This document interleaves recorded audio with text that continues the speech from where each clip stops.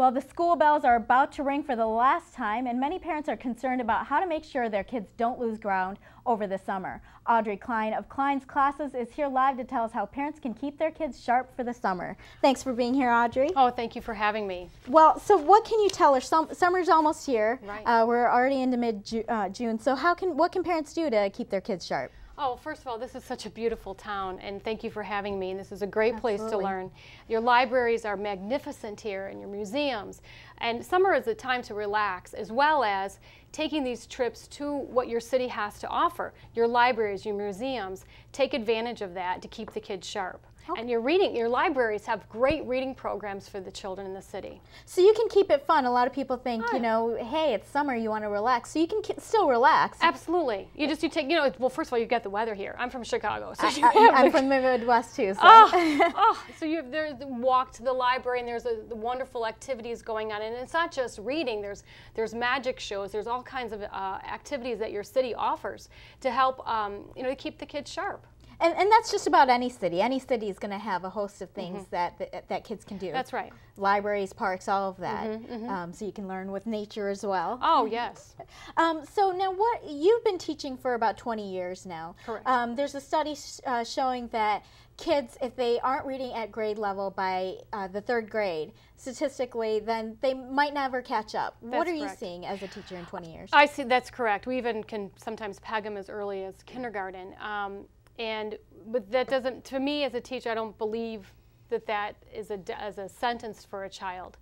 Anyone can learn at any age, and there's ways in which, I've seen children jump 2 reading levels in 1 year. I've proven it over and over again, regardless of ability or a disability. And there's ways that we can do this. One of them is called the 4-block reading method. I talk about it in my book, and it's very simple. It's not rocket science, and it involves primarily reading 2 chapter books a month, and using your libraries because it's free. It's free. It's there because the taxpayers paid for this. So taking advantage of that to help give your children the boost that they need. Okay, and so that's at all income levels? Anyone can use the library? There's no excuse. I mean, this is the greatest country on earth. This is one of the best cities of the United States.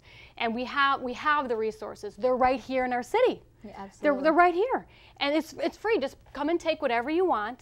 Just promise to bring it back. Oh, absolutely. Now, you mentioned that this is the greatest country on the earth, but the United States students here lack are falling behind on reading, writing, math skills from other developed countries. Right. So, what can parents do to compete on a global level? You know what?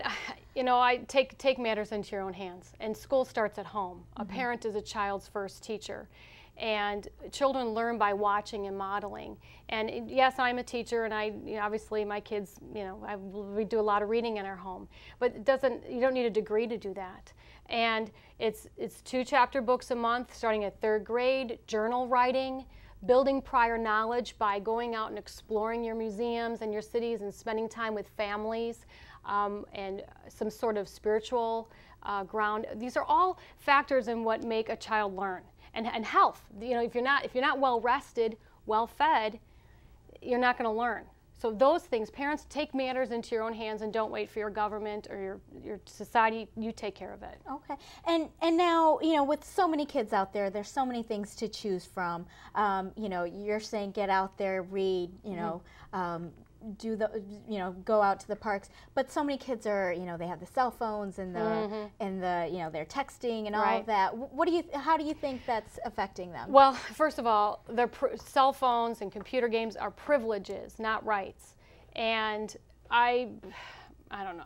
I have a really hard time. We didn't have phones. I mean, you remember, you had to get off the phone if you're talking to somebody. Who are they talking to? I understand why parents have the children have cell phones, because they're a convenience for the parent as well, and they can call them. Where are they?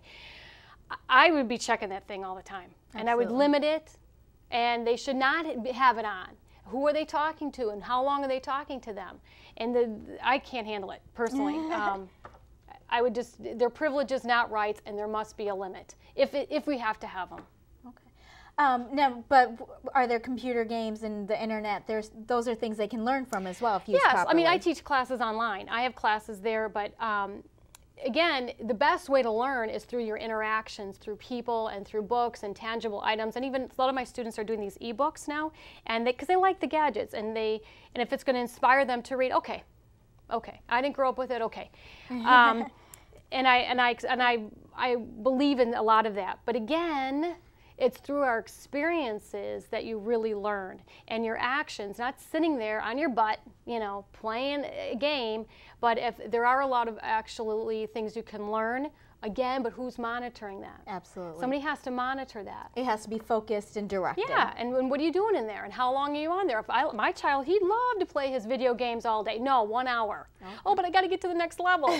Okay, well then there's today's, then you get using up today's time for tomorrow. There tomorrow. Yeah. Absolutely. So your book, you have a book out? Yes, it's Skills for Student Success. It teaches organization, study, reading, and writing skills for children in grades 4 through 9th. Okay. Well, Audrey Klein, thank you so much for being here, and you know, those were great tips that you just gave. Thanks. Thank you.